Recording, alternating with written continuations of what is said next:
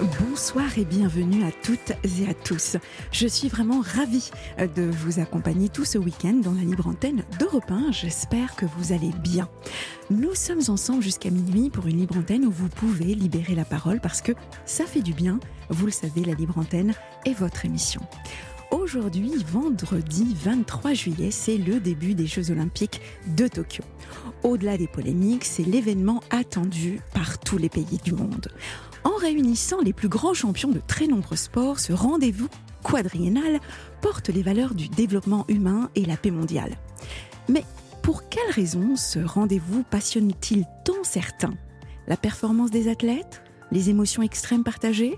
La découverte de nouvelles disciplines que l'on ne comprend pas forcément ? L'engagement et la prise de risque des athlètes ? Je pense que la principale raison est que le sport représente la métaphore de nos vies. Il s'agit de réaliser le meilleur de nous-mêmes pour les autres. D'ailleurs, Pierre de Coubertin, rénovateur en 1896 des JO antiques, voyait dans le sport moderne un moyen d'atteindre un idéal humain. Je cite : « Le sport va chercher la peur pour la dominer, la fatigue pour en triompher, la difficulté pour la vaincre. » Et pour vous, que représentent les Jeux Olympiques ? En attendant vos réponses, je vous propose de nous inspirer des histoires que vous allez nous raconter dans la libre antenne. Appelez-nous au 39 21 pour justement partager vos expériences, vos histoires de vie, vos coups de cœur, vos déceptions. Si vous souhaitez participer à cette chaîne d'amitié qu'est la libre antenne par SMS, il vous suffit de composer le 7 39 21 en commençant par le mot nuit ou par mail libreantenne@europe1.fr. Vous pourrez réécouter cette émission en podcast sur le site d'Europe 1 dès demain. Je regarde face à moi, les garçons sont prêts, Bastien, Kelvin vous répondront au standard du 39-21 et c'est Fred Hervin qui réalise l'émission. À tout de suite. Venez vous confier à Sana Blanger sur Europe 1. Nous sommes ensemble jusqu'à minuit et nous accueillons tout de suite Cécile. Bonsoir Cécile. Bonsoir Sana. Bienvenue à la libre antenne. Merci beaucoup. Merci. Comment ça va ? Ça va. Un peu fatiguée par tous ces changements, ce Covid qui est fatigant. Je suis en Covid long, moi, donc en plus on n'en parle pas assez de ce Covid long, mais c'est épuisant, très épuisant, et beaucoup d'inconnus. Mais bon, alors, j'appelais pas pour ça à la base. Non, mais c'est toujours très très intéressant. Donc Cécile, vous êtes une auditrice fidèle. Je vous ai souvent eu au téléphone. On se dit vous parce que voilà, il faut se dire vous, sinon c'est excluant. Mais on s'écrit de temps en temps via les réseaux pour se donner des nouvelles. Et c'est vrai que Cécile, c'est toujours très intéressant de parler de ce Covid long. Vous l'avez contracté quand le Covid ? Avril 2020, donc au tout début. Et très tôt. Qu'est-ce qui se passe depuis ? Eh bien, que des problèmes de santé. D'après les médecins, mon corps a décompensé à ce moment-là. Donc, il faut se remettre dans le contexte où il n'y avait pas le vaccin. Même les tests PCR n'étaient pas forcément fiables. On ne savait pas trop les faire. On a l'impression que c'était il y a longtemps, mais c'est l'année dernière. Et j'ai fait beaucoup de problèmes de santé et ça a accumulé. Et depuis, je n'ai jamais retrouvé vraiment mon odorat. Ah oui, d'accord. J'ai une fatigue par moment, mais hyper intense. Et récemment, en tombant de ma hauteur, je me suis fait une fracture de la cheville et une déchirure des ligaments, ce qui est quand même impressionnant quand on tombe de sa hauteur. À la limite, une entorse, mais pas quelque chose d'assez important comme ça. Oui. Donc moi je crois beaucoup en l'univers et je me dis, même si j'ai eu très très mal et j'ai encore des douleurs, je me dis que c'était aussi un message pour me dire de me poser et je pense que c'est important aussi Alors moi j'ai été confinée au moment où tout le monde se déconfinait, donc ça a été top. Oui. Et ça m'a permis encore une fois de faire une introspection sur moi-même, ce qui est toujours intéressant. Bien sûr.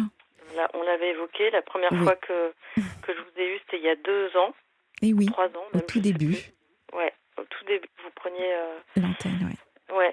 Et Donc j'appelle ce soir parce que j'ai entendu juste la fin de l'émission d'hier et j'ai pas trouvé le podcast. Il y a un monsieur qui a téléphoné hier et qui parlait de pédocriminalité, d'inceste. Mhm. Et je voulais parler de ce sujet. Ce soir, on l'avait déjà évoqué. Bien sûr, Cécile. Et vous êtes bien placée pour en parler Oui, d'ailleurs. Et oui, parce que voilà, vous en avez été victime. tout à fait. Donc je précise que c'était absolument pas mes parents, mais un ami avec des gros guillemets, Mm. un ami de la famille à qui mes parents m'avaient confié temporairement parce que ils étaient obligés, puisqu'il y avait le décès de ma grand-mère. Et vous aviez quel Et âge? j'avais 8 ans. Voilà, 8 ans à l'époque. 8 ans, donc quand un adulte responsable de vous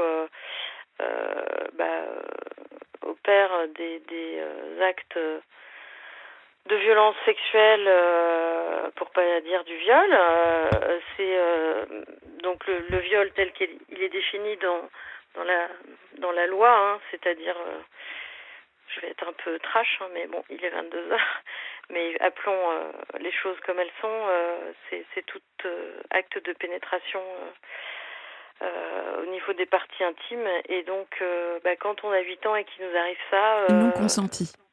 bien sûr, Voilà. Mm. Oui, pardon, oui, bien Non, mais sûr. je le Ouais. précise, mais c'est Oui, vrai que c'est non consenti, effectivement. Mm. oui. Et on est complètement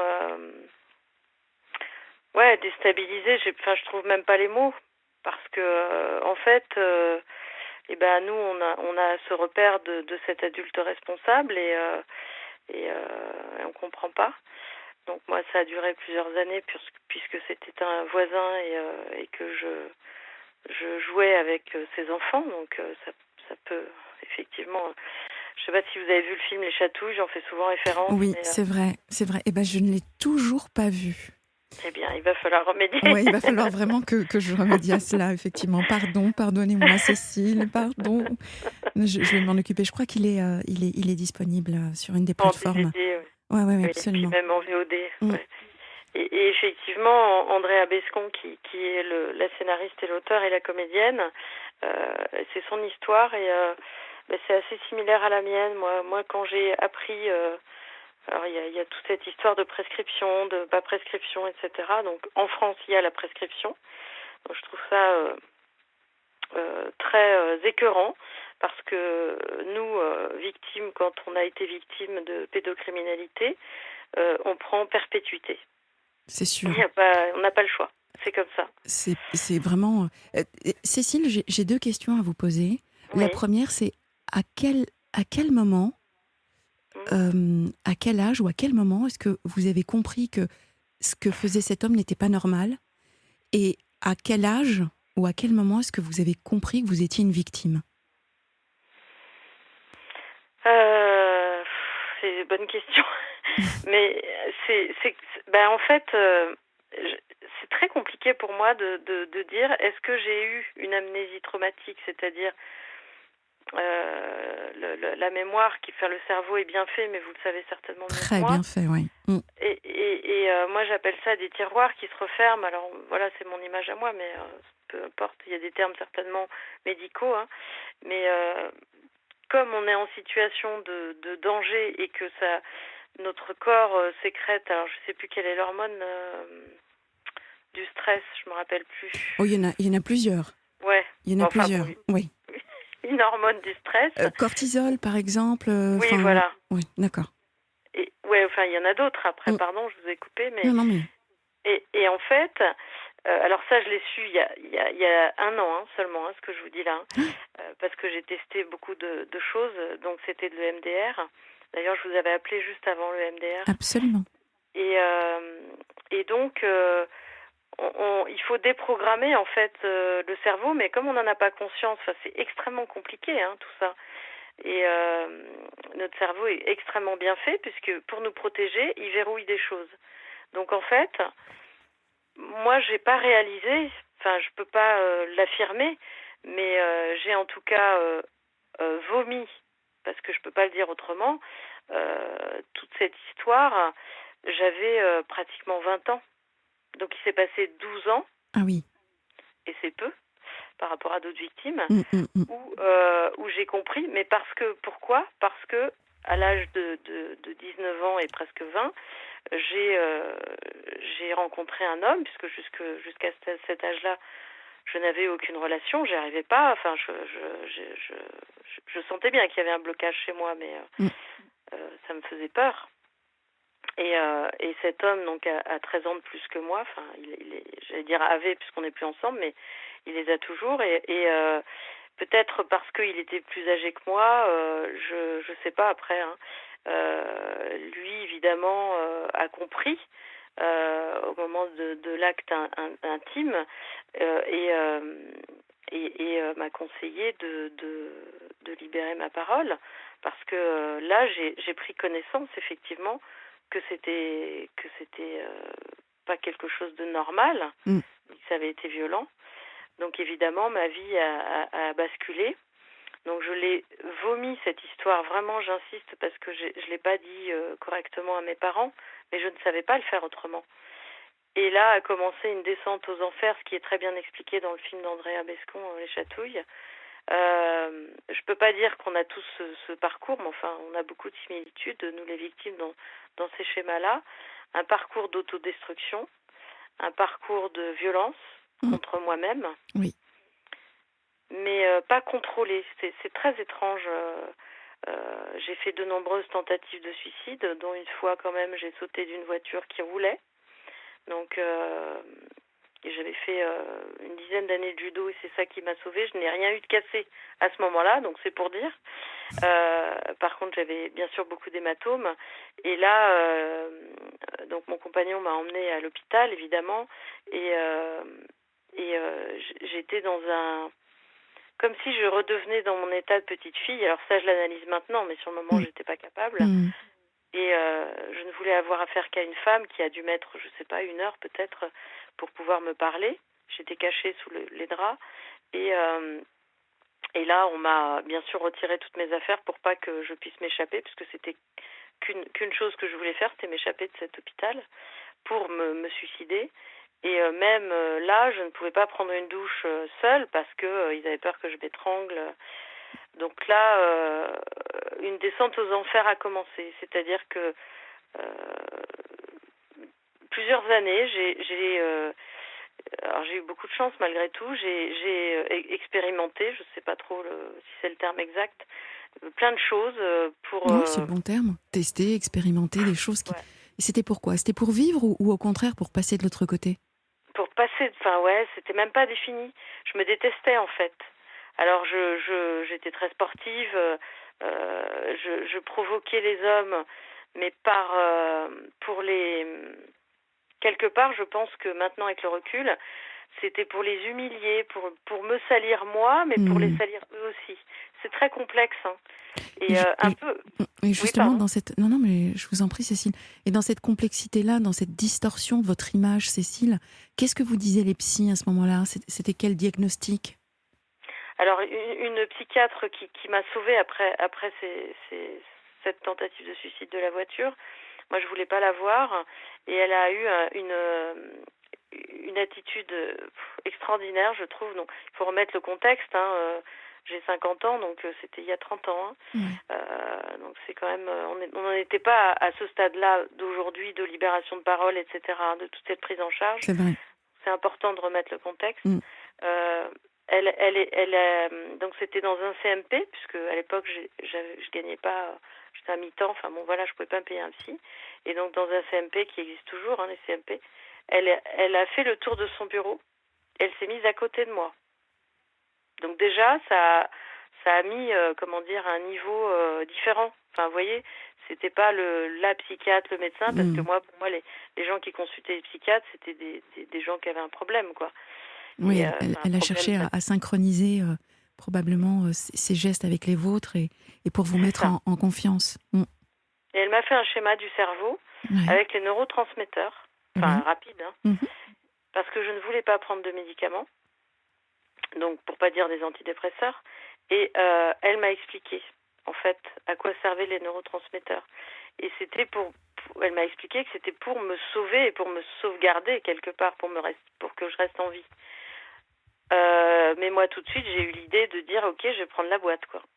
Donc Oui. évidemment, Donc elle a ça su ne lui a être pas très plu. persuasive. Voilà. Donc elle a eu beaucoup de fil à retordre avec moi, Mm. mais elle a réussi vraiment petit à petit. Elle a eu beaucoup de patience et je voulais l'appeler. J'ai essayé de la retrouver, je la retrouve pas pour la remercier. Donc peut-être que si elle écoute maintenant, je la remercie parce que pour moi elle m'a vraiment sauvée et je me souviens de son nom, mais je le dirai pas à l'antenne. Mais elle m'a vraiment marquée. C'était une femme qui représentait la douceur et en même temps le côté médical, mais je la voyais plus tellement comme quand j'allais la voir en fait. Une fois, je me souviens, j'avais plus envie et vraiment il y a eu des synchronicités déjà à cette époque-là. J'allais passer le pas de la porte pour sortir du CMP, elle m'a mis la main sur l'épaule. Elle venait de sortir de son cabinet et elle m'a dit vous faites quoi? J'ai dit je m'en vais. J'étais vraiment dans la rébellion quoi. Et Oui. elle m'a dit non et un jour elle m'a dit Cécile, vous êtes née pour réparer. Et moi à l'époque, je l'ai pas entendu comme il fallait. J'étais pas prête et je lui ai dit ok, où est la caisse à outils, qu'on en finisse quoi, parce que moi Bien c'est sûr. bon, je veux vivre maintenant, j'en ai marre Ouais.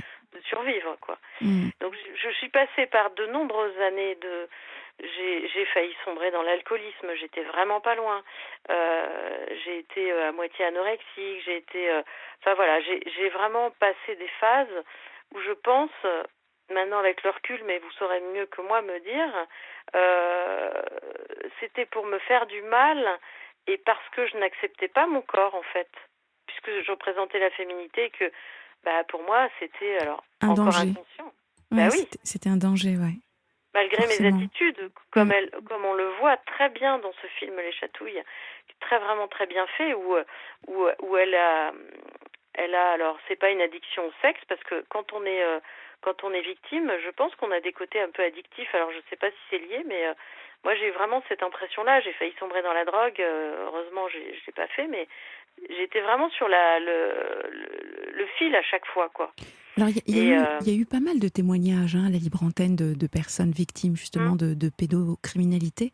hum, Et c'est vrai que très souvent, il y a une addiction qui est mise en place, qui se crée pour compenser ces émotions fortes qui peuvent perturber les victimes. Hein. Voilà, c'est des images qui sont ancrées malheureusement. hum, Et pour y échapper, j'ai envie de dire vraiment, hum. ce sas de décompression devient une addiction qu'on met en place pour s'échapper, pour fuir, Bah, pour pour planer, pour penser à autre chose. C'est ça, exactement. Pardon, Sana, de vous couper, mais Non, je vous en prie, c'est ce que Cécile. j'essayais de dire au début. C'est pour revenir à ça.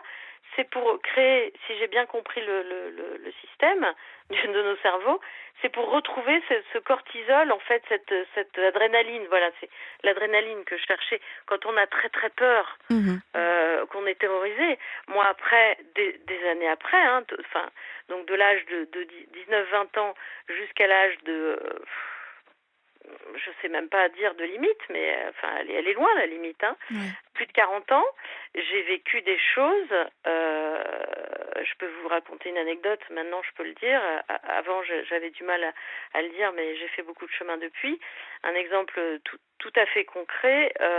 Remettons le contexte. Il n'y avait pas les téléphones portables. Il y avait les cabines téléphoniques. J'ai l'impression d'être un dinosaure quand je dis ça, mais ça existait encore. Il y avait le bebop, le bebop à l'époque, et le tam-tam. Il y avait le tam-tam aussi. Ah, vous avez connu aussi. Ah bah oui. Et donc, en fait, donc j'appelais mon compagnon parce que donc je travaillais sur Paris, mais je vivais en Normandie, et donc je l'appelais pour lui dire j'ai pris ce train-là pour qu'il vienne me chercher puisqu'on n'avait pas les portables, on pouvait pas s'envoyer des Eh textos bah dans oui. le train. Donc, faut remettre vraiment le contexte. Et donc, on avait des cartes téléphoniques. Vous savez, après les pièces, il y a eu les cartes. Ouais, tout à fait. Et j'étais donc, je prenais le train à Saint-Lazare. Il y a quand même du passage à Saint-Lazare. Eh bien, un homme est venu vers moi sous prétexte de me questionner sur une enquête quelconque, peu importe. Il m'entraîne dans un train non allumé et j'y vais.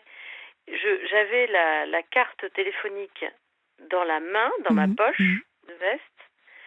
Je l'ai tellement elle s'est imprimée dans ma main. Enfin, vous savez, les bords. Ah ouais, je vois. Tellement vous Donc, l'avez serré dans la main très fort.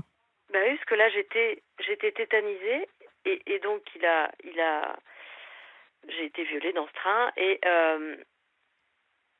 après il m'a dit merci, il est parti. Enfin là c'est des images qui me sont revenues il y a pas très longtemps, hein. Et je me vois repartir dans mon train donc qui m'emmenait en Normandie. Donc je me vois pas ma tête, mais je peux vous assurer que c'est vrai, hein, ce que je vous dis. Je suis rentrée dans ce train qui était rempli de personnes. Personne. Il y a des gens debout et la place à côté de moi était vide. Je pense que je devais avoir une tête tellement terrorisée que personne n'a osé s'asseoir. Même le contrôleur n'a pas contrôlé mon billet. J'étais comme si j'étais hors de moi-même.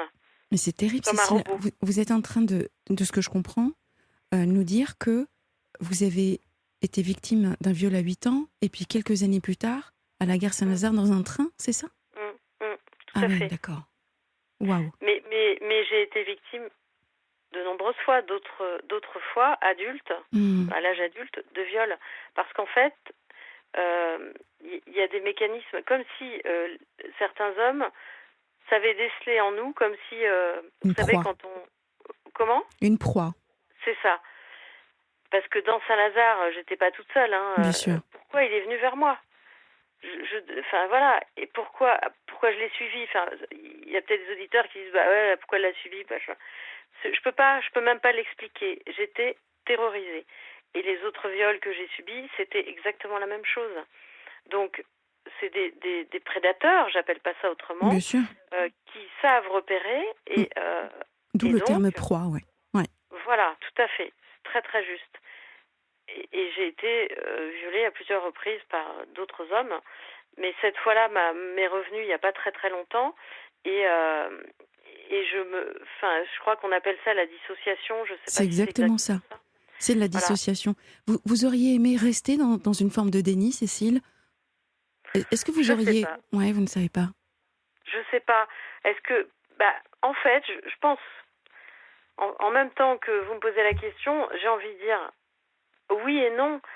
Oui, parce que peut-être que je n'aurais pas vécu tous ces viols, et non, parce que je ne serais pas ce que je suis aujourd'hui. Et on en a déjà parlé avec vous, Sana. Je suis marquée à vie.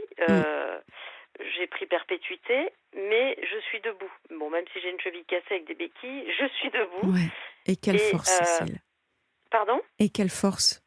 Parce que on n'a pas encore. Non, mais c'est vrai, on n'a pas encore tout dit aux auditeurs, mais je sais tout ce que vous faites, notamment l'association des papillons, notamment. Ça. Donc voilà. Donc non seulement. C'est ça que je voulais dire. Ouais. Pardon, Sana. Non, mais je vous en prie. En fait, quand vous me posez la question, alors oui, parce que j'aurais peut-être pas vécu tous ces viols. Non, parce que justement, je n'aurais peut-être pas eu cette force. Et venant de vous, ça me touche beaucoup, d'appartenir à l'association donc Les Papillons, qui est une association de lutte contre les maltraitances infantiles, toutes les formes de maltraitance, Tout à fait. qui a été créée par Laurent Boyer, qui est un monsieur qui a 50 ans aussi, c'est un ami, qui a été victime de viol par son frère, je le dis parce qu'il a écrit un livre dessus.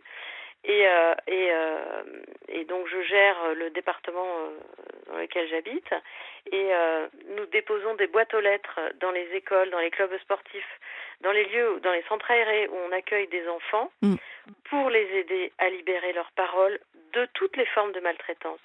Et moi, justement, c'est étonnant parce que ça me revient là ces derniers temps, parce que justement je fais des ciné-débats pour les papillons, je présente l'association. Et là, je me sens tellement alignée. Je sais pas si vous voyez ce que je veux dire, Sana, mais je suis à ma place, là. Je vois tout à fait. Est-ce que ça vous réconcilie avec une partie de vous-même, du coup, Cécile? Est-ce que cette image que vous avez de vous-même, est-ce que vous êtes en train de vous rendre compte de la personne que vous êtes? Alors, c'est compliqué aussi comme question. Vous posez des questions compliquées ce soir, Sana, mais vachement intéressantes. Parce qu'en fait... Je veux pas dire que j'ai adhéré au papillon pour me guérir, parce que je pense que ce serait pas une bonne chose. Mais ça je me aurait pu. souviens... Mais ça aurait pu, bien sûr. Mais moi, je l'ai pas fait dans ce sens-là. C'est-à-dire que je le fais vraiment parce que, en plus, par ce qui m'est arrivé, je suis convaincue que j'ai développé une endométriose, donc une maladie qui est première cause d'infertilité en France Mm. pour les femmes et qui est très invalidante. Et je n'ai pas pu avoir d'enfant. À cause de ça, je pense que c'était ma hantise. Et donc, j'aime tous les enfants du monde, du coup. Et j'ai envie de sauver les enfants. Parce que moi, je me souviens qu'au lycée, donc à peu près avant que je vomisse À 20 ans. cette histoire à mes parents, j'avais écrit une lettre et ça m'est revenu il n'y a pas très longtemps. Donc j'ai quand même fait une amnésie traumatique sur certaines choses. J'avais écrit une lettre, alors c'est plus une lettre, ça faisait une dizaine de pages, à la...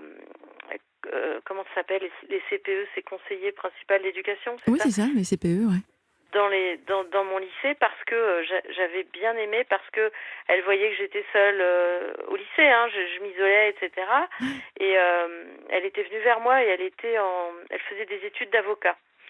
Et je lui avais écrit cette lettre et comment un adulte, parce que elle était hyper bienveillante, mais moi je lui ai balancé mon histoire. Et après, c'est compliqué pour un adulte de recevoir la parole d'un enfant quand on n'est pas formé, quand on n'est pas habilité, quand on n'est pas... Enfin, vous voyez, c'est compliqué.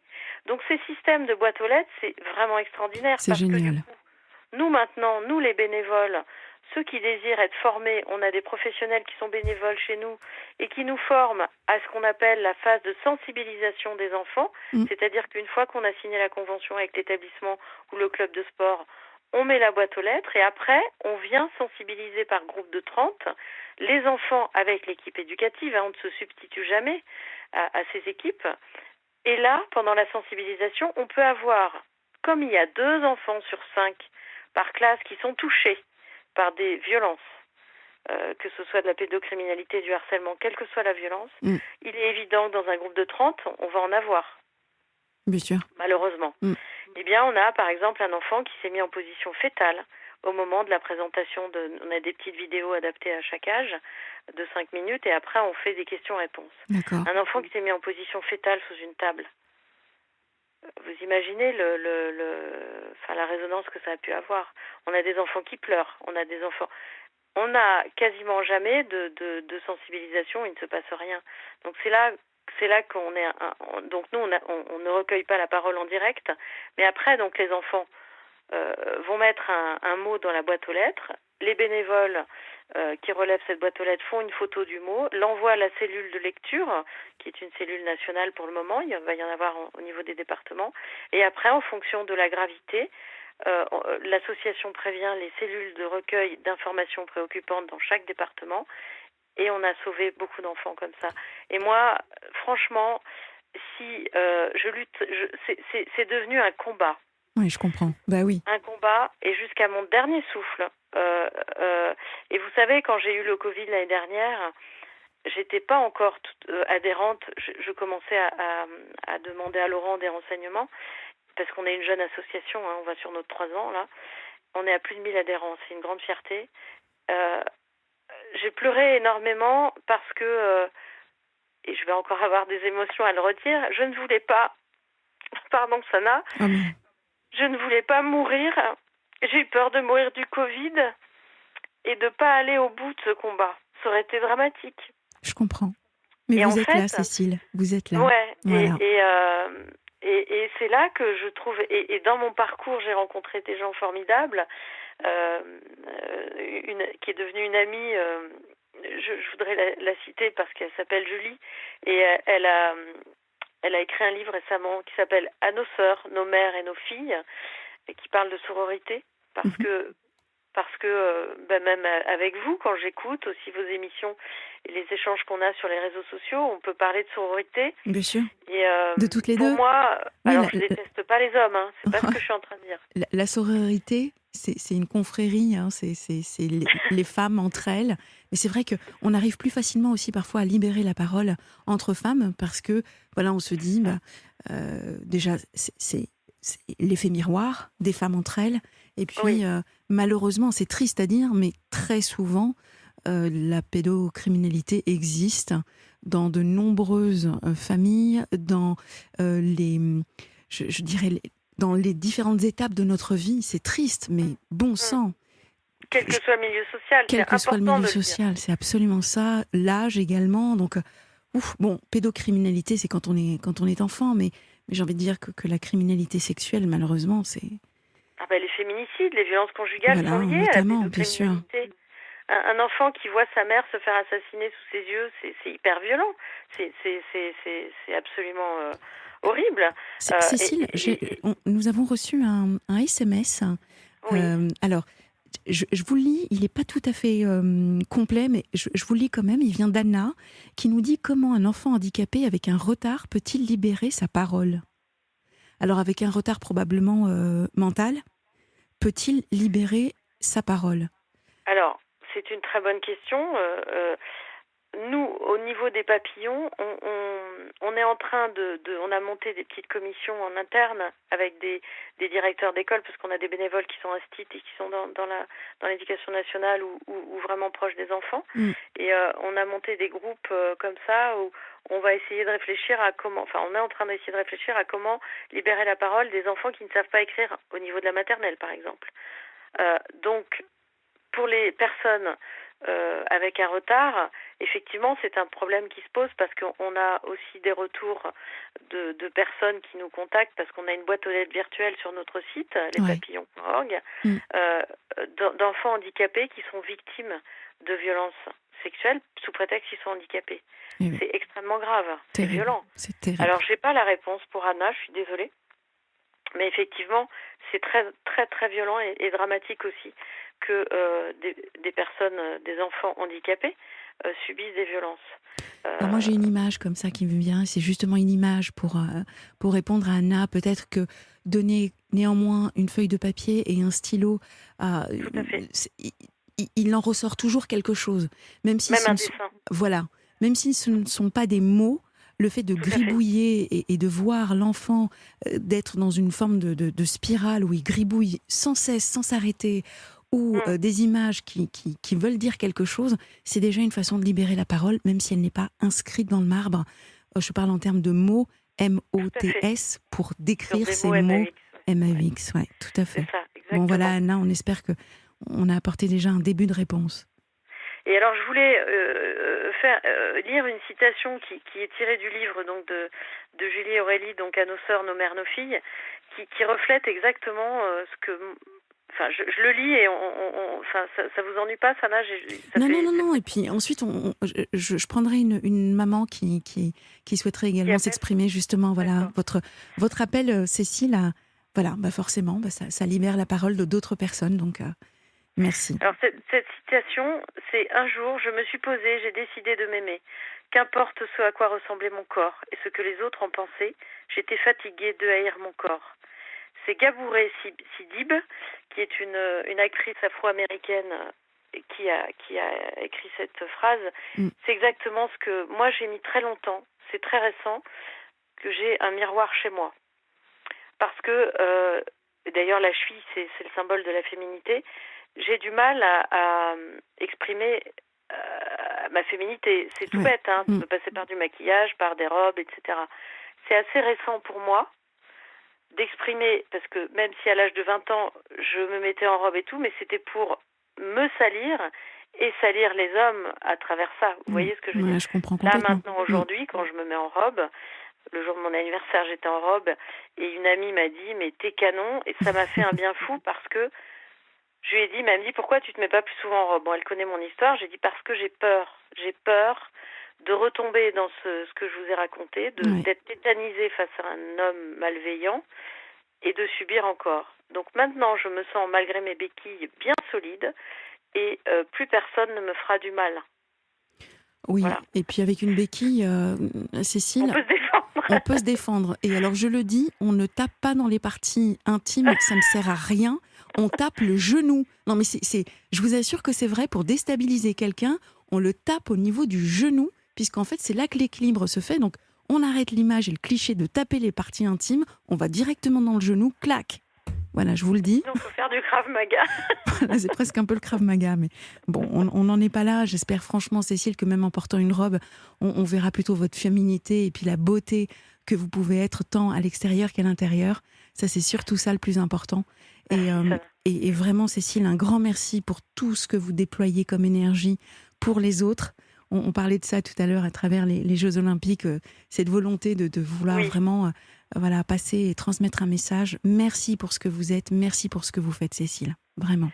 Ben, merci à vous, Sana, parce que c'est vrai qu'on échange quelquefois Ben oui, sur les réseaux et vous êtes toujours d'un grand soutien, vous avez toujours les mots. merci. Alors qu'au départ, je peux l'avouer, je vous avais écrit parce que j'étais un peu en colère contre vous. Je voulais pas que vous fassiez cette émission. Et je vous ai présenté mes excuses et c'est là que je vois mon évolution aussi, c'est-à-dire Et que... la mienne, et la mienne, et la mienne. Et vraiment, j'apprécie énormément. Ouais, vous disiez qu'il y avait une maman qui voulait parler, pardon, Oui. peut-être que je... Ouais. Elle s'appelle Nathalie, ouais. Ouais, absolument. Donc vous allez l'écouter.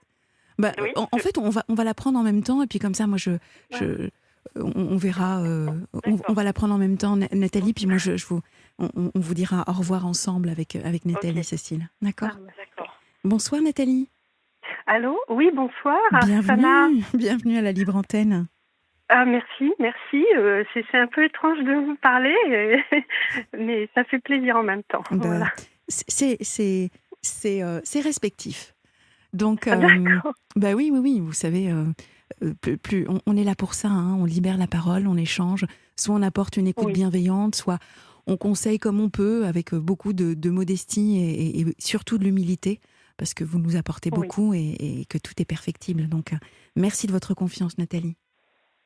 Ok, merci. Bah, je vous écoute souvent et voilà. Donc, merci également. Et, Est-ce que vous donc, aviez un mot à dire à Cécile avant qu'elle ne nous quitte pour le moment?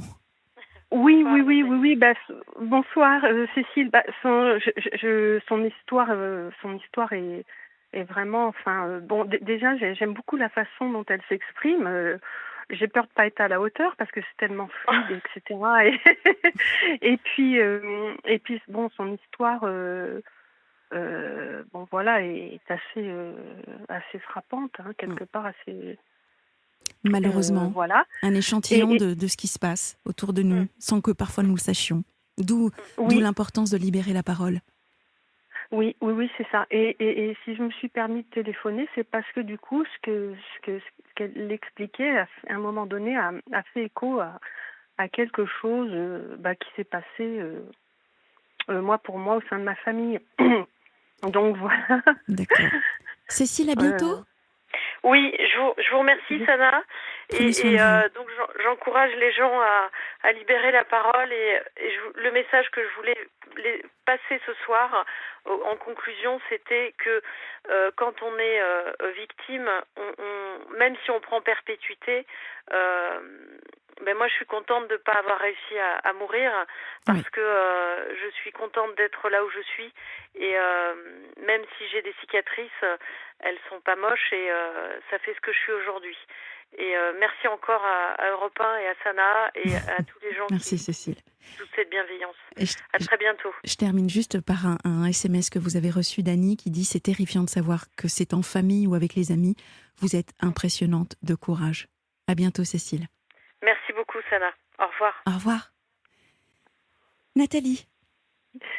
Oui, donc c'est vrai que bon, je suis venue directement sur ce sujet-là parce que pour moi c'est un petit peu difficile de vous appeler, je vous l'avoue, même si c'est pour une situation qui comportait nettement moins de violence. C'est peut-être pour ça aussi que c'est difficile de parler. Je comprends. Après avoir entendu donc Cécile. Je comprends, mais vous savez, chaque histoire est unique. Donc, oui. Voilà. D'accord. Et donc, je vous expose peut-être directement de quoi il s'agit. Qu'est-ce qui se passe? Alors, en fait, donc c'est par rapport à ma fille, là, qui est depuis récemment majeure, et il s'est produit que dans l'enfance, elle a eu c'est un peu, un peu difficile pour moi parce que ça s'est révélé tardivement, il y a seulement 2 ans. Oui. Donc elle a eu, en fait, elle est exposée, voilà, à la pornographie. Alors, comme ça paraît, j'ai l'impression que ça paraît anodin. Mais si vous voulez, le problème, c'est que c'est dans le milieu familial. Avec le papa, nous sommes séparés. Mhm. Et donc, il y avait une garde alternée, alternée classique. Et ce papa je suis un peu gênée de dire tout ça, mais Non, voilà, mais c'est une réalité. appelons un chat et non un félin de compagnie. Hein. Oui, ok. Et donc ce papa a une certaine façon de vivre sa vie intime et c'est extrêmement débordant et donc ma fille a été, bon, comme je disais tout à l'heure, exposée à de la pornographie. Voilà. Et puis il n'y a pas eu certainement, mais moi je n'étais pas là pour vérifier puisque c'était pendant ses droits de visite et d'hébergement. Et Donc elle a quel âge, votre fille? là, elle est majeure. Elle est majeure. Et pour moi, ce qui a fait écho, qui vraiment m'a poussée à vous appeler, c'est que Cécile parlait d'autodestruction. Tout à fait. Alors, Nathalie, vous entendez la musique? Oui, je vous tout à fait. rassure. Je vous Oui. rassure. C'est juste, en fait, pour atterrir tout doucement, pour présenter le journal de Sophie Tussaud. Et en fait, vous l'aurez compris, je vous reprends juste après les informations. D'accord. D'accord. Donc là, on atterrit tout doucement. Et puis, on se retrouvera après les infos. D'accord. Donc, juste une dernière question. Votre fille, aujourd'hui, elle est majeure? Oui. Et elle a quel âge aujourd'hui? Là, elle va avoir 19 ans. 19 ans. D'accord. On se retrouve juste après? D'accord, ça marche. À tout de suite. À tout de suite. Merci de votre fidélité. Si vous nous rejoignez, nous sommes ensemble pour une petite heure sur la libre antenne d'Europe 1. Vous pourrez réécouter cette émission en podcast sur le site d'Europe 1. Et Bastien et Kelvin sont impatients de vous avoir au standard du 3921. À tout de suite. Sana Blanger est à votre écoute sur Europe 1. Nous retrouvons Nathalie qui, juste avant le flash de Sophie Tussaud, nous expliquait que, manifestement, de ce que j'ai compris, votre fille a été exposée à l'intimité de son papa. Oui, c'est exactement ça. C'est voilà. Ça, hein, ce que je comprends. C'est ça, oui. Et en fait, alors, c'est pas, je dirais... je ne veux pas donner les anecdotes, ce qu'elle m'a rapporté, qu'elle m'a rapporté d'ailleurs tardivement, parce que ensuite, j'ai su que c'est parce que certainement c'était tellement difficile parce que ça a démarré quand elle était assez jeune, donc elle aurait été ranger ça quelque part et était dans l'incapacité ensuite de l'exprimer. Mmh. Je suis un peu émue et un peu en difficulté pour en parler parce que du coup, les informations, je les ai eues à partir de ses 16 ans. Donc, c'est encore un peu récent. Enfin, voilà. Qu'est-ce que vous avez ressenti, Nathalie, quand votre fille vous a... Parce que, bon, si concrètement, à quoi a-t-elle été exposée? Je comprends qu'il y a eu des films pornographiques, c'est ça? Donc son père regardait les films et elle était là? Expliquez-nous exactement. Alors c'était un peu, si vous voulez, c'était plus caché, plus subtil, mais des choses. Bon, par exemple, un jour, il clique pour ouvrir des photos de vacances en racontant. J'espère qu'il n'écoute pas la radio. Enfin, ça m'étonnerait, mais donc il clique pour montrer des photos de vacances. Elle avait, je sais pas, un peu moins de 6 ans, et elle est assise sur ses genoux. Et il clique et à un moment donné, c'est un sexe masculin qui apparaît. Vous voyez? Donc, ou alors il y avait donc des revues qui traînaient. très peu caché finalement, Ouais. sous le meuble télé. Qu'est-ce qu'il y avait d'autre? Les ébats avec les voilà, donc qui étaient, heu je sais pas parce que j'y étais pas, c'est vrai que c'est un petit peu dur, donc c'est vrai qu'elle-même de toute façon, m'ayant raconté longtemps après, Mmh. c'est vrai que j'ai quelques petites choses comme ça qui sont un peu précises, mais c'est vrai que quand même ça l'a mise beaucoup en difficulté et moi avec, parce que d'ailleurs, à une époque, même je me posais des questions et je croyais, j'ai même cru à une époque, quand elle était beaucoup plus jeune, j'ai même craint le pire. Voilà. Donc, à l'époque, j'avais fait des démarches, notamment d'aller voir l'emmener voir un médecin, etc. Parce que je me doutais qu'il y avait quelque chose de bizarre. Vous voyez? Mais C'était quoi? Une forme de maturité sexuelle, par rapport à son âge? Parce qu'on on pourrait quand même mettre ça, on pourrait penser à de la pudibonderie, finalement, oui, vous savez, le oui, fait de se dire, voilà, c'est un peu, comme on dit, ce rappel des valeurs bourgeoises et réactionnaires, vous savez, pétries oui, de conventions sociales où, en fait, attention, il ne faut pas trop se montrer, mais oui, néanmoins, il faut un juste milieu. Est-ce que vous aviez quand oui. même le sentiment que votre fille avait une forme, voilà, de sexualité un peu avancée par rapport à son âge Parce que là, Mmh, d'un point de vue factuel, mmh, j'essaye de comprendre exactement mmh, ce qui vous gêne ou en quoi votre fille finalement s'est exprimée mmh. et qui Bah, fait que vous nous appelez, enfin que vous m'appelez. Qu'est-ce qui se oui, passe concrètement? oui, eh bien, en fait, petite, alors c'est vrai que, heu petite, elle me faisait des dessins bizarres. Voilà. D'accord. Heu, voilà et elle me faisait des dessins, bon, que je trouvais particuliers. Voilà. Et puis aussi, quand elle revenait de week-end, à une époque, eh bien, pour dormir, elle faisait tout un cercle autour d'elle avec ses peluches. Alors je trouvais ça un peu bizarre parce que si elle passait du temps avec moi, elle ne faisait jamais ça, c'était au retour de week-end. Mmh. Alors ça m'interrogeait un petit peu parce que c'est un besoin, enfin moi j'ai compris ça comme un besoin de se protéger, donc je me demandais un besoin de se protéger contre quoi? Ah ouais, je Alors comprends. en apparence tout allait vraiment super, Ouais.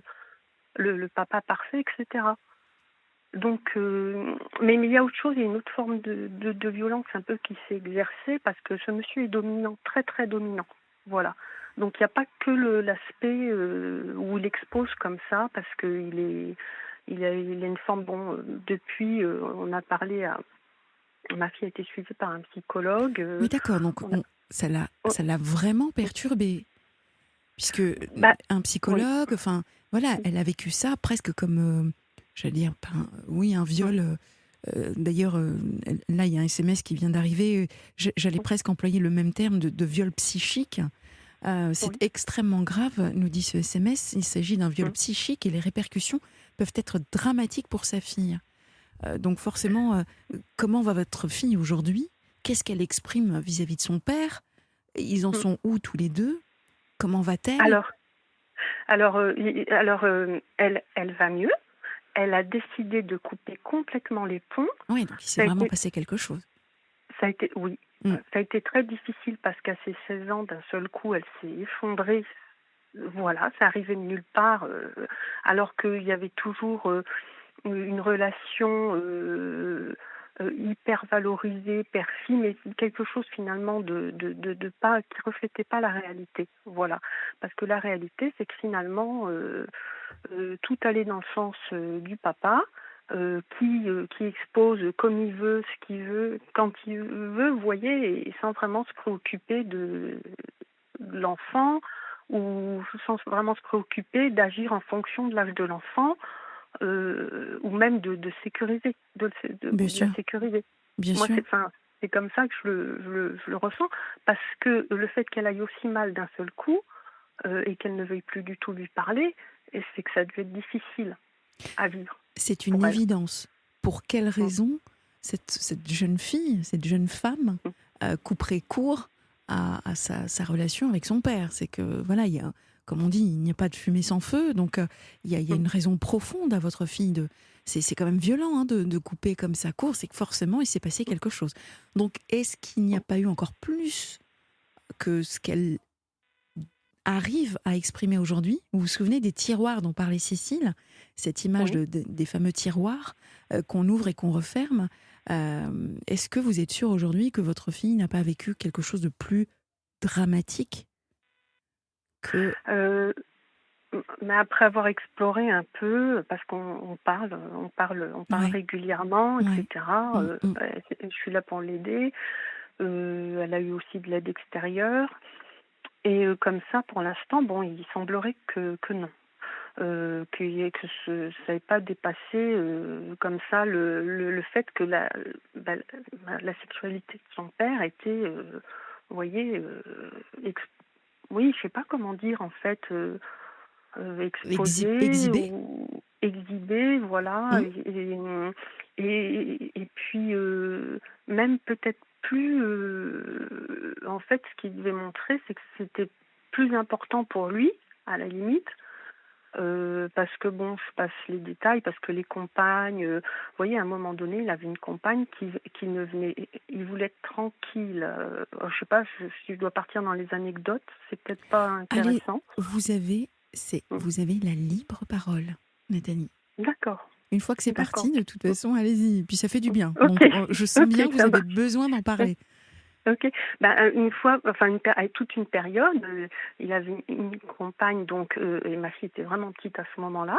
Donc, j'avais fini par découvrir que la compagne qui n'était que une compagne pour de jeu, entre guillemets, en fait, elle ne venait pas les week-ends où ma fille n'était pas là, parce qu'il préférait être tranquille.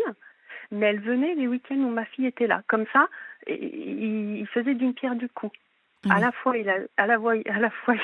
du coup, il avait l'enfant et puis à la fois, il avait la compagne, voilà. Et puis, les détails, c'est qu'à l'époque, il n'y avait pas de chambre pour tout le monde, en fait. Vous voyez ? D'accord. Donc l'intimité, c'est terrible, quoi. Il n'y avait pas d'intimité pour elle et il n'y avait pas d'intimité pour eux. Exactement. C'est terrible. Ça. Ouais. Non, c'est pas très sain, tout ça. C'est pas sain. Non. Ouais. Je suis contente de vous l'entendre dire. Moi, ça. Oui. Et puis donc du coup là, ma question principale. Donc à un moment donné, là après que ça soit senti mal, donc il y a une phase un peu d'autodestruction. Enfin, quand je dis un peu, j'essaye un petit peu d'atténuer. D'atténuer, oui. Je comprends. Même pour vous en tant que maman, parce que sinon, ça doit vous faire beaucoup de mal de revoir ça, mais. Disons que.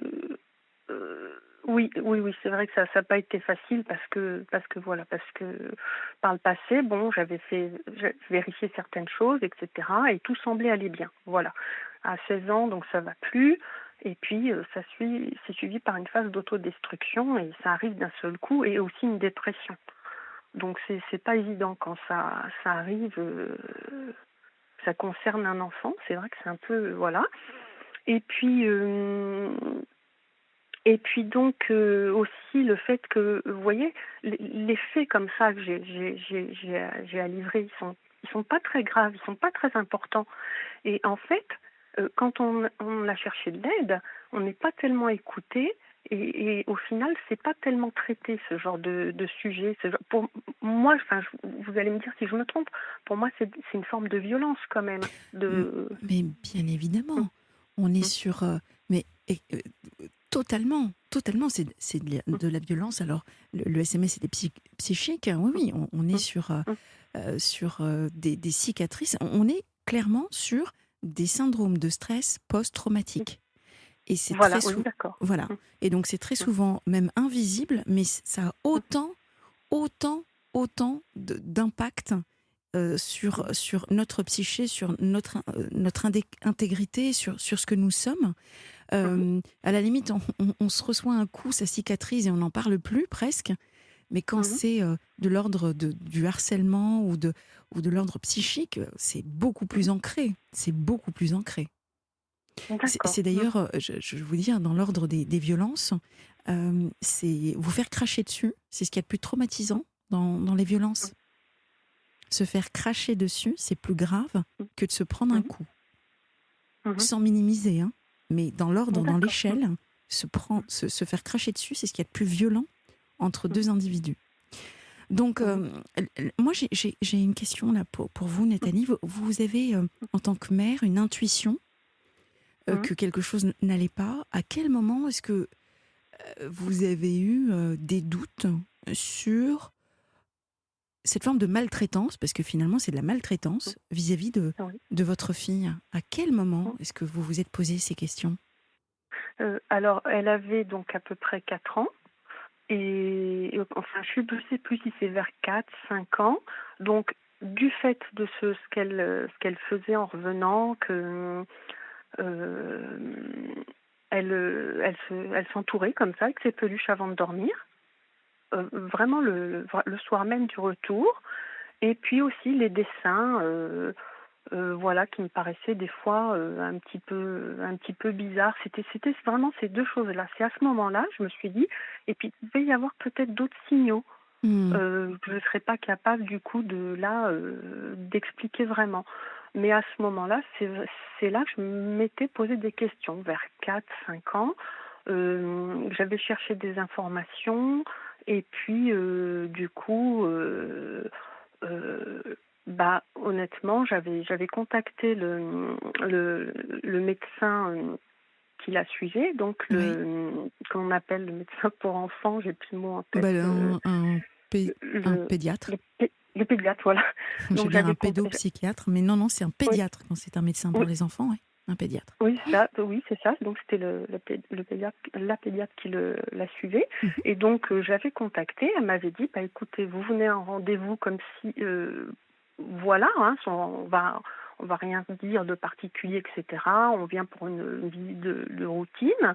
Et puis moi, c'était une dame expérimentée, hein, et puis moi, voilà, je vais voir si tout va bien, quoi. Et puis et en fait, elle en avait conclu que ça allait. Enfin, voilà. Enfin, mais que ça allait, si vous voulez, qu'il n'y avait pas Danger, d'agression directe. d'accord. Voilà, Hmm.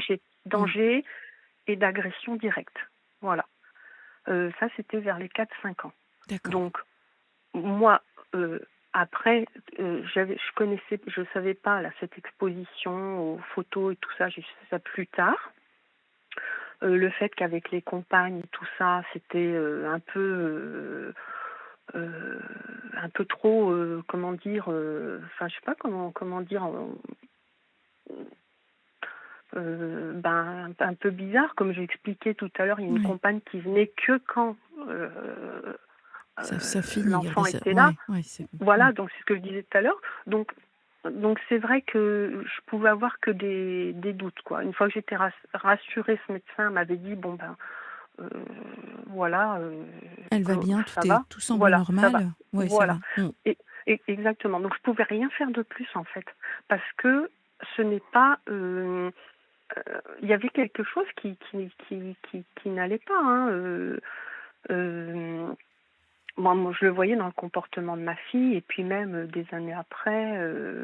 Enfin, de toute façon, il y a toujours eu quelque chose de particulier dans la relation avec le papa. Quelque chose de trop beau qu'on montre, qui est magnifique, qui est très beau, une grande complicité, mais en fait, totalement, tout en étant totalement une façade.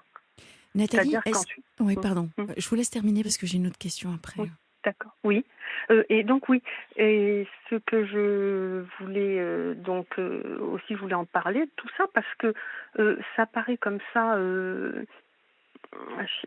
Je sais pas comment dire. En fait, on se retrouve un peu coincé dans une sorte de marasme parce qu'il y a quelque chose de pas clair, quelque chose qui fonctionne pas, quelque chose qui est même destructeur. Hmm. Je Mais comprends.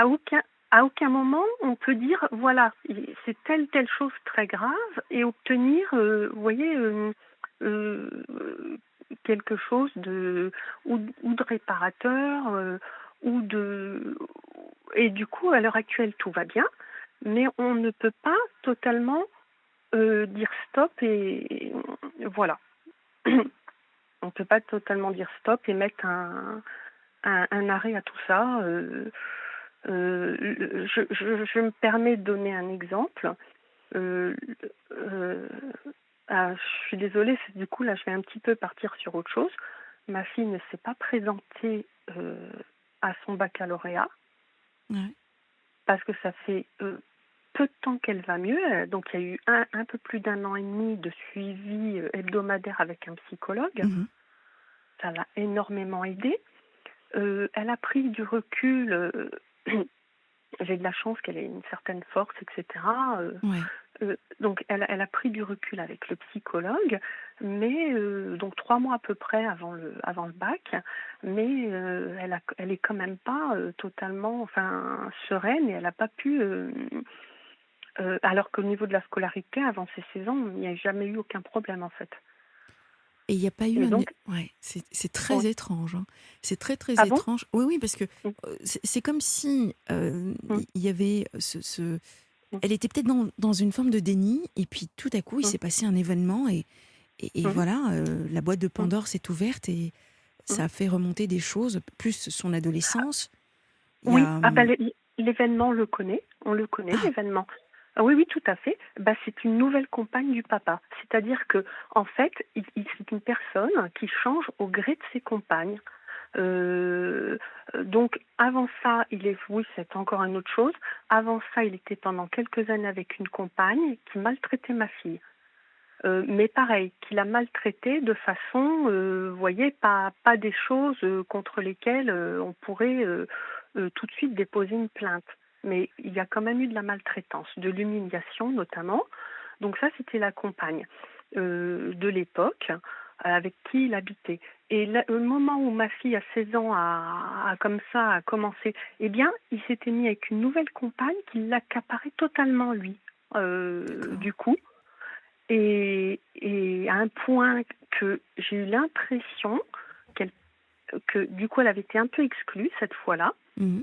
Et je dirais tant mieux, parce que du coup, en étant un peu exclue, puisque ce sont deux adultes qui étaient vraiment comme des adolescents, hein, tout le temps, pendant toutes les vacances et tout ça, elle s'est retrouvée un peu exclue, et j'ai eu l'impression que du coup, elle a pu se détacher un peu et puis voir mieux peut-être ce qui se passait.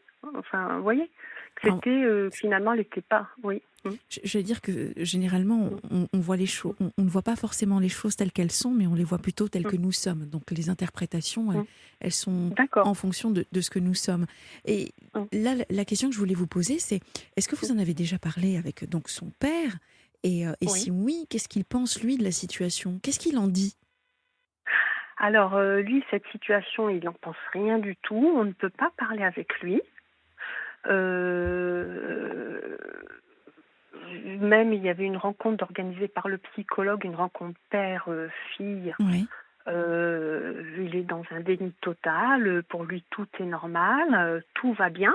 Alors, il dit tout va bien, tout est miraculeux. Bah, moi, je trouve que quand on a un enfant qui va très mal, qui fait une dépression, etc., ou qui peut pas passer son bac, c'est qu'il y a forcément quelque chose Bah qui oui. cloche. Ah oui. Ouais.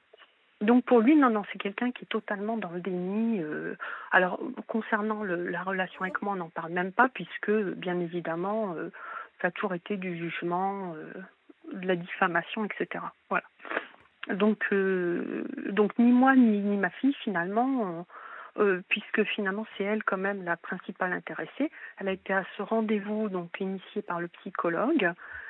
Et 1h30 de rendez-vous, si je me souviens bien, à Mhm. aucun moment ce rendez-vous c'était fait pour qu'elle puisse dire tout ce qu'elle avait à dire. Ouais. Elle l'a fait, Mhm. mais à aucun moment elle a été entendue. Voilà, par son papa. Ah oui, c'est le... D'accord, c'est ce qu'elle ressent, elle. C'est vraiment le sentiment que, en fait... Alors, Oui. j'allais vous dire, le temps d'y répondre, on Mhm. lance juste une petite pub, et on se retrouve juste après. D'accord? À tout de D'accord. suite. Ok. La libre antenne d'Europe 1. Sana Blanger accompagne vos nuits. Nathalie, merci d'être Oui. avec nous.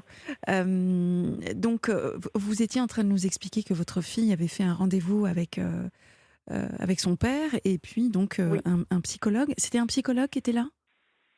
Oui, tout à fait. Mm. Pour, entre guillemets, quel était l'objectif de ce rendez-vous? Eh bien, en fait, l'objectif, c'était justement, elle avait tout mis par écrit, donc elle a et donc donner la lettre, n'était pas suffisant.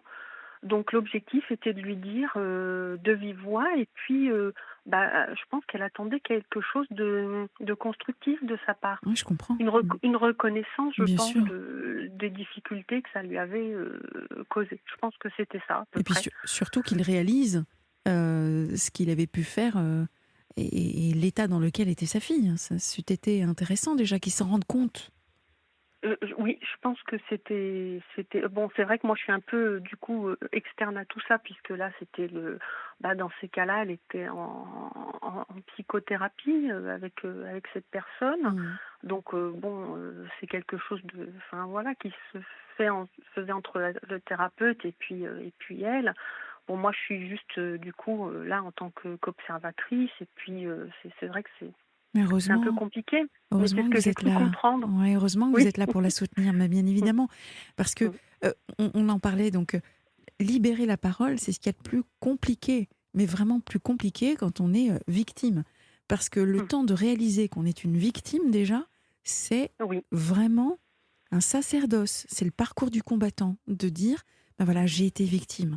Et très souvent, on culpabilise, mais vraiment, la culpabilité nous ronge, et on se rend Mmh. compte que, ben non. Et le fait que vous puissiez l'accompagner dans dans ce parcours-là, c'est admirable. Merci pour elle. Merci. Oui, vous dites ça, mais en même temps, c'est vrai que je me sens un petit peu, enfin, je me sens un petit peu maintenant le plus difficile est derrière nous, je dirais, Mm, mm, mm. parce que bon, voilà, parce que par rapport à d'autres histoires, c'est vrai que moi, je suis très émue toujours quand je parle de ça. Pour moi, c'est encore récent, mais comment dire, mais bon, c'est vrai, j'ai bien conscience que voilà, que par rapport à d'autres histoires, c'est c'est plus je dirais même que ça doit être très courant, ce genre de situation et que, moi j'ai l'impression qu'on ne fait pas assez attention à ce genre de choses. Vous parliez de pudibonderie tout à l'heure. Moi je suis pas Oui. du tout, voyez, j'ai pas des idées arrêtées, pudibondes ou quoi que ce soit. Mm. Moi je me suis juste basée sur ce que j'ai vu pour ma fille, des difficultés dans lesquelles elle s'est retrouvée et puis il a bien fallu chercher, d'où ça venait. Bien Moi, sûr. je savais que ça venait pas de moi, de l'éducation que je lui donne ou du milieu dans lequel je la fais vivre. Donc voilà, il est et donc la question aussi que je voulais vous poser, Bien sûr. Sana, c'était, parce que l'autodestruction, c'est quelque chose, c'est difficile, hein, pour un parent à appréhender, hein. Enfin, moi, je sais que dans ma famille, il n'y avait pas de quelque chose de similaire avant. Euh, donc, j'avais jamais pensé que ça pouvait toucher quelqu'un de la famille. Et donc, ça a été très difficile, voilà, de voir que ma fille a eu cette période assez longue, là, du coup, d'autodestruction. Qu'est-ce qu'elle fait? Qu'est-ce qu'elle fait? Elle Elle, se scarifie? Qu'est-ce qu'elle elle, fait c'est ça, exactement? oui, c'est ça. C'est la scarification, hein? Oui, c'est ça. Oui, alors là, c'est terminé, etc. Je pense que voilà. Mais bon, il y a une période. Et la question que je voulais vous poser, justement, et c'était vraiment aussi vraiment l'objectif peut-être de mon appel, en plus du reste, c'est est-ce que ça peut s'expliquer par un vécu difficile, enfin tout ce que je vous ai expliqué avant. Est-ce que ça vient de là ou ça peut venir d'ailleurs? C'est un effet millefeuille. La scarification, c'est surtout les adolescents. Oui. Donc forcément, c'est l'appréhension de son corps qui change, de ses hormones qui travaillent, des événements de nos vies. Et clairement, je vous le dis, Nathalie, la scarification est une tentative de suicide. Donc ça prouve bien que votre fille ne va pas bien, qu'il faut qu'elle continue à à suivre sa thérapie. Donc je le dis pour les auditeurs, si vous avez des enfants qui se scarifient, attention, c'est vraiment un cri d'alarme, c'est un SOS que vos enfants font. et il faut chercher la source et comprendre ce qui leur arrive. Donc l'autodestruction, clairement, c'est une image de soi qui est complètement déformée. Je ne sais pas comment elle se trouve, mais ça doit être compliqué en termes d'image, comment elle se regarde, comment elle appréhende son corps, comment elle se voit. Donc heureusement que vous êtes là. Maintenant, pour l'aider, il faut l'entourer, et puis il faut que elle-même arrive à trouver les moments, des choses qui la ressourcent, qui lui font du bien, pour faire en sorte d'inverser la situation et se rendre compte qu'elle est importante, qu'elle a une vraie place, parce qu'elle existe. Voilà, qu'elle existe. Et là, il faut l'accompagner à trouver différentes occupations qui peuvent par la suite devenir des passions. Mais c'est vrai que voilà, faut l'encourager à rencontrer, à tester des choses pour faire en sorte qu'elle aille vers la lumière et de ne pas rester dans les ténèbres. Oui. Alors, oui, je comprends tout à fait. Et bon, heureusement, il y a une partie qui est déjà faite, qu'elle a déjà faite, qui correspond un peu à ce que vous décrivez. Elle s'intéresse beaucoup, du coup, à se créer un style, etc. Et elle m'avait dit à peu près ce que vous venez d'expliquer. À un moment donné, elle avait un problème avec son image. Donc ça s'est traduit par le fait qu'elle s'est mise à vraiment s'intéresser à se créer un style qui lui appartienne, etc. Très bien. Ça, c'est important, bien sûr. Oui. Oui. Et c'est juste tout ça, finalement, ça pourrait être juste un écueil dans le fait de grandir, d'être adolescent. Tout à fait. S'il n'y avait pas eu ça pourrait être juste ça, en fait. C'est pas obligé qu'il y ait eu des problèmes comme il y a eu au sein de la famille. Ça pourrait être juste le fait de grandir. Oui, aussi.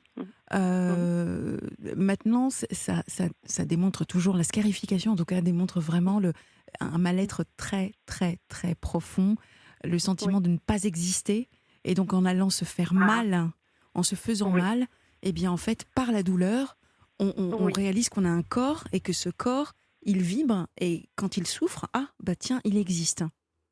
Oui. D'accord. Donc c'est pour ça que je vous ai tout de suite parlé de la scarification en lien avec l'âge de votre fille. Écoutez, merci, parce que là, par contre, moi, je me rends compte que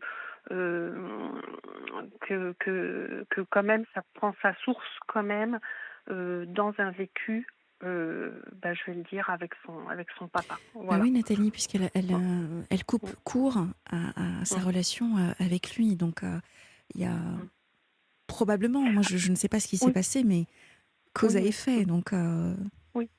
Oui, d'accord, mais c'est vrai que moi, parce que dans tout ça, finalement, depuis X années, même si je suis la maman, quand c'est une garde partagée, en fait, vous êtes un peu, même si c'est votre propre enfant, vous êtes un peu l'observateur, du coup. Enfin, vous voyez, vous n'avez pas tous les éléments, et c'est pour ça que moi, j'ai du mal des fois.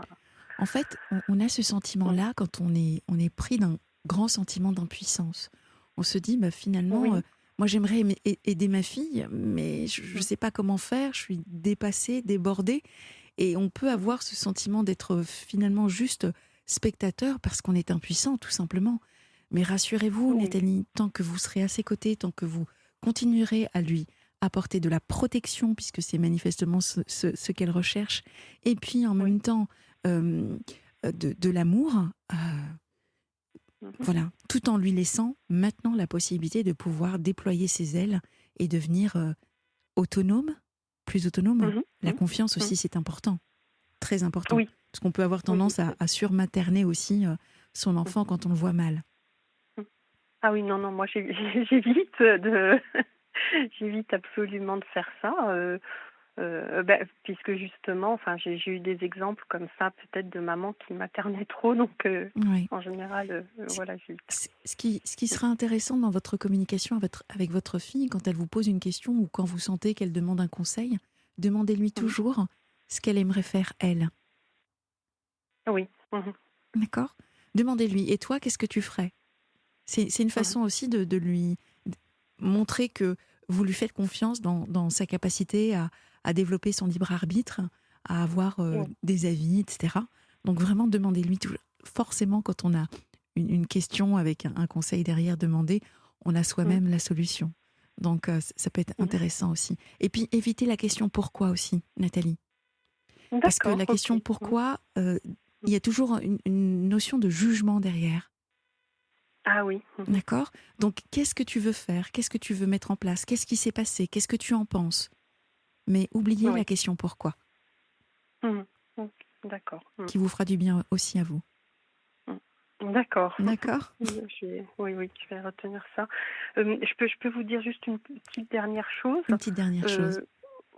Très rapidement. Bien En sûr. fait, tout à l'heure, quand je disais qu'il n'y avait pas de stop, pas d'arrêt, c'est parce que là, donc la famille du papa a appris qu'elle ne s'était pas présentée au bac. Au bac, oui. Parce que, voilà, elle est en lien avec le reste de la famille, hein, sauf avec le papa, mais bien évidemment, elle ne les a pas contactés pour se vanter qu'elle ne se présentait pas au bac.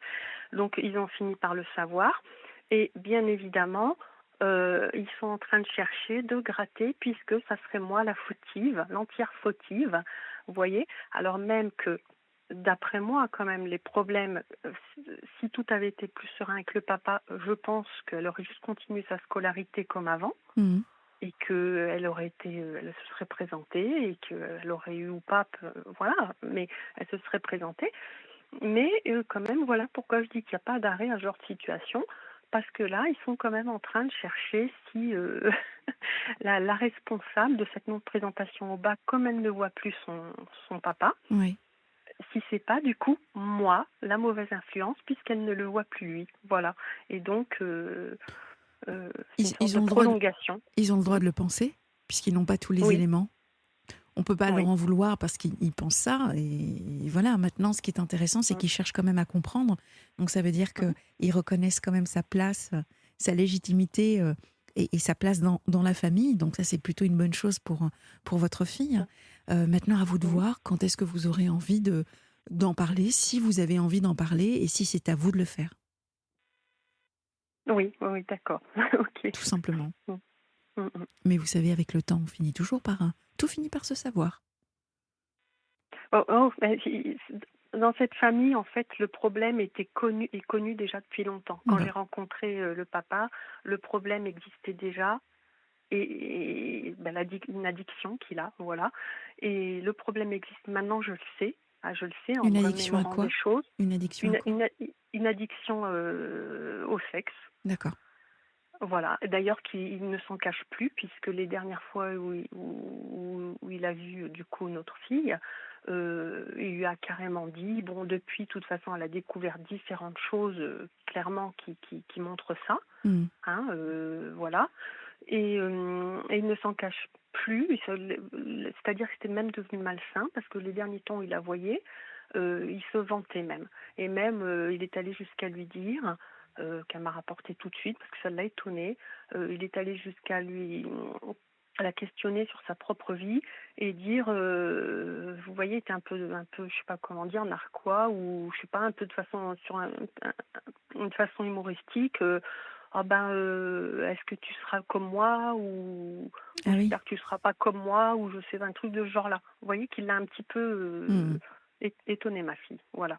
Donc c'est depuis longtemps cette situation. Je comprends. Et voilà. Bon, Nathalie, j'espère en tout cas que votre fille se sortira de tout ça, vraiment. Oui, c'est en bonne voie et puis voilà. Je suis désolée, je vous ai coupé la parole. Non, je vous en prie. Moi, je vous souhaite en tout cas vraiment le meilleur, autant l'une que l'autre. Et qu'est-ce que je peux vous souhaiter d'autre? Déjà, ça c'est beaucoup, voilà. On y travaille. C'est vrai que la situation s'est un peu améliorée. C'est malheureux à dire le fait qu'elle lui parle plus. Oui, c'est pour ça. J'espère vraiment que ça va s'arranger. Moi, ce que je vous recommande, c'est de réécouter demain votre passage sur Europe 1 en podcast, parce que je vous ai senti très très émue à plusieurs reprises, ce qui vous permettra en plus de vous réécouter et d'avancer. Ça va vous aider également à avancer dans votre développement personnel ainsi que celui de votre fille. Oui, d'accord. D'accord. Écoutez, c'est une très bonne idée. Je vous remercie Je vous en prie. vraiment de m'avoir accordé du temps. C'est normal. Prenez soin de vous, Nathalie. Merci mille fois. Et puis bon, votre émission est super. Moi, j'écoute depuis des années et j'avais peur de vous parler, mais voilà. Et ben voilà. Merci de votre fidélité. Rappelez-nous quand vous voulez. D'accord, c'est très gentil, Sana. Merci beaucoup. Je vous en prie. Au revoir. Au revoir. Sana Blanger est à votre écoute sur Europe 1. Nous accueillons tout de suite Françoise. Bonsoir Françoise. Bonsoir Sana. Bienvenue à la Libre Antenne. C'est gentil comme tout. Surtout que je me sens bébête avec mon histoire, mais enfin bon. Mais non. Pourquoi bébête? Enfin, il n'y a pas de bébête. Je sais pas, c'est ce que je ressens alors en ce moment. C'est votre priorité à vous. Donc vous savez, encore une fois, c'est chacun a son histoire et puis voilà, il n'y a pas de mieux ou de...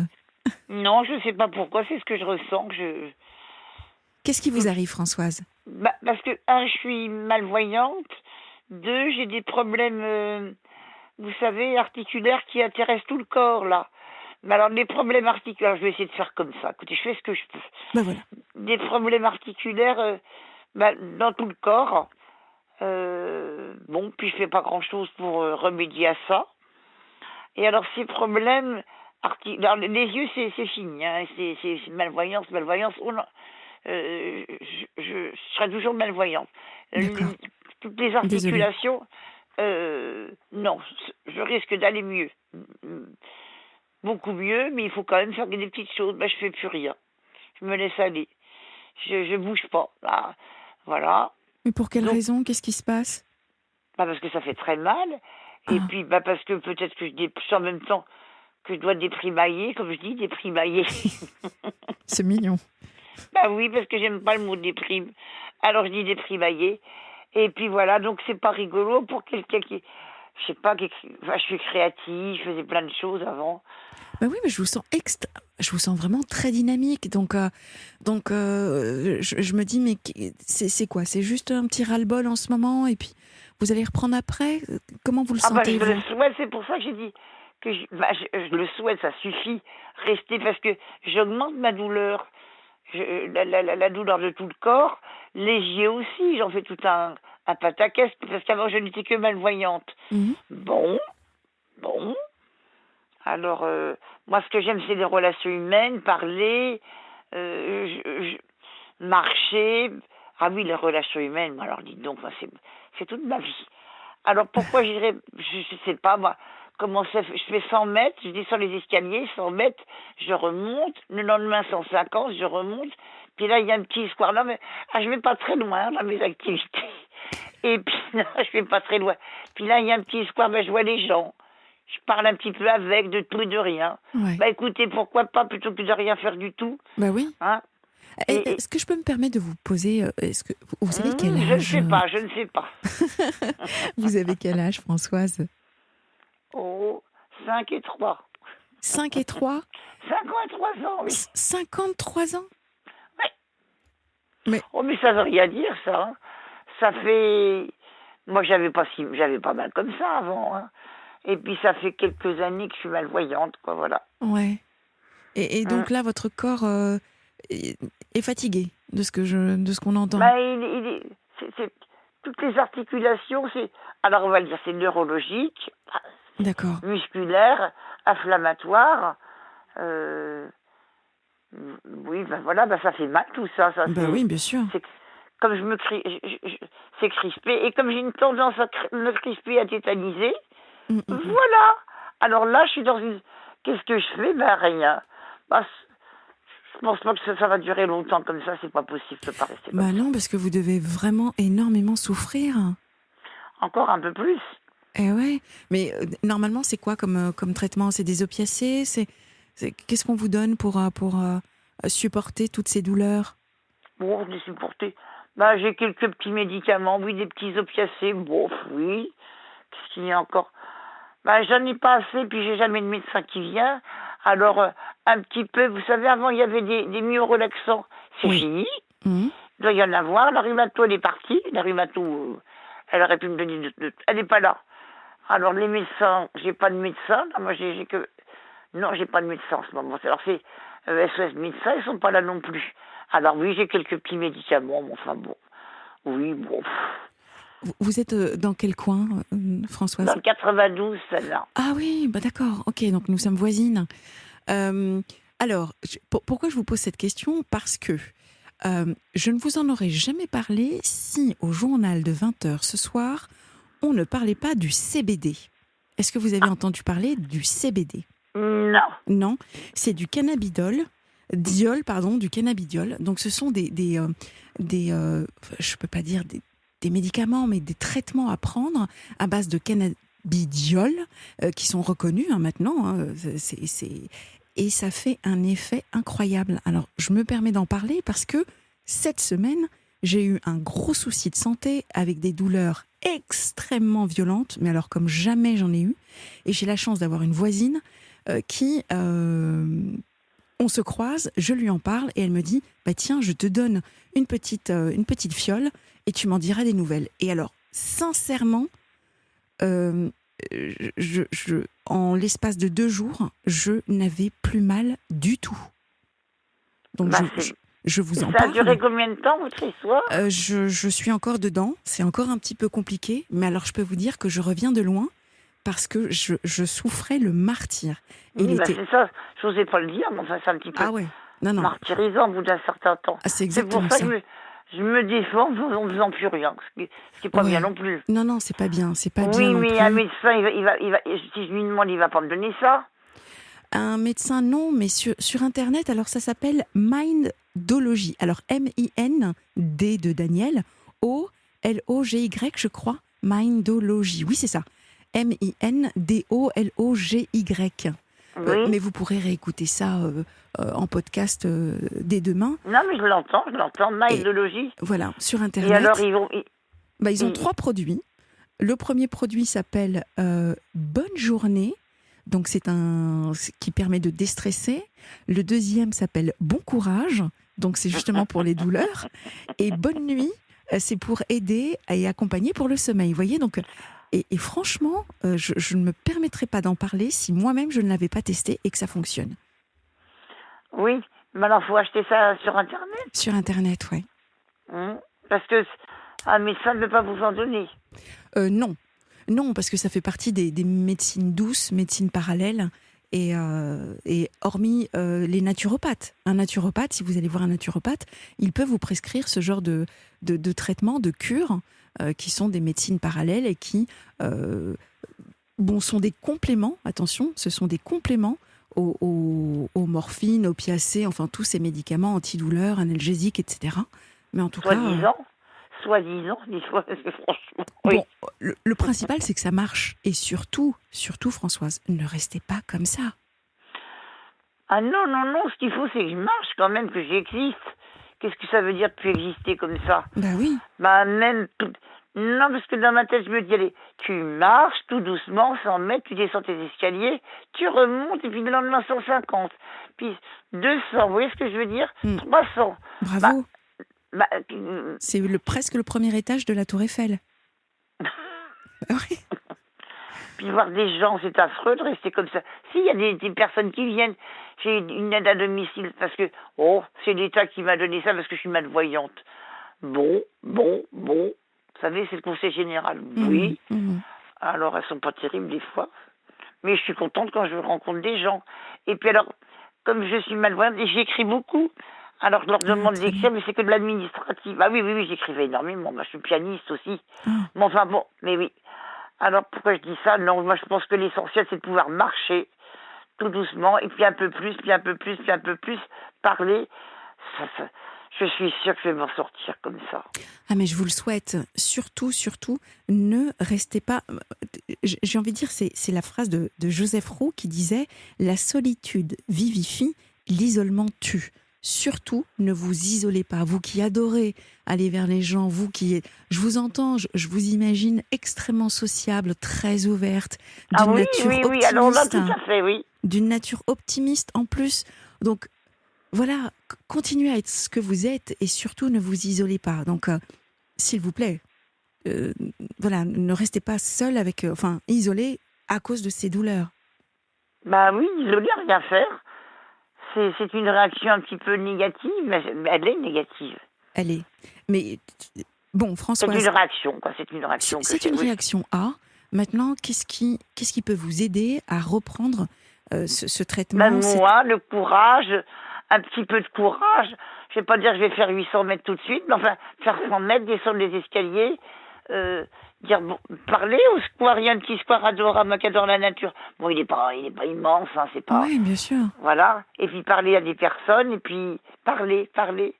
Essayez même d'aller à une petite épicerie, acheter un petit paquet de gâteaux, une bêtise comme ça. Bonjour, ça va? Vous voyez, c'est horrible, même pas de vie sociale. Parce que c'est la dame qui vient de chercher l'aide à domicile, là, qui va chercher. Moi, je fais plus rien. Où sont vos amis? Où sont... Oh, ils sont loin, mes amis. Ils sont pas là. Alors, j'ai un ami aussi que j'aimerais bien voir. Moi, j'adorais le voir, j'adorais. J'aime bien m'occuper des autres. Enfin, m'occuper. Être avec les autres. Oui. Eh ben, oui, j'y vais pas. Avant, je marchais, ça faisait bien de 2 kilomètres. J'allais le voir, je restais toute la journée. Qu'est-ce qu'il était content. Et moi aussi. Ça lui faisait plaisir. Il est seul, ce monsieur. Beaucoup plus malade que moi, ça n'a rien à voir. C'est encore autre chose, ça. Et ben voilà, donc je lui téléphone. Enfin bon. Bon, donc là, il y a un mot qui me vient en tête, c'est le mot motivation. Ce serait bien de retrouver de la motivation grâce à justement cet ami que vous aimeriez revoir, ces gens que vous aimez côtoyer, voyez? Bah oui, puis de la motivation pour pas souffrir, de la motivation pour m'en sortir. Ah ça je vous le dis, non, faut arrêter. Faut arrêter de vous faire mal, faut arrêter de vous punir là.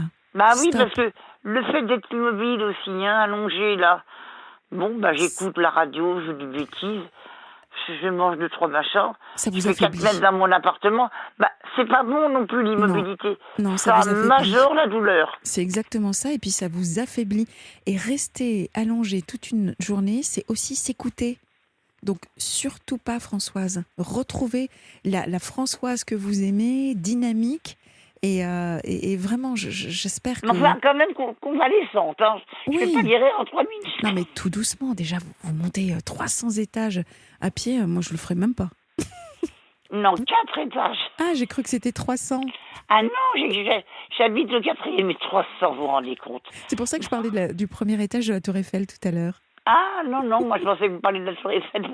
J'habite au 4e, alors je descends, tout doucement. Je prendrais même une canne pour pas me casser la gueule, une canne psychologique. Ouais.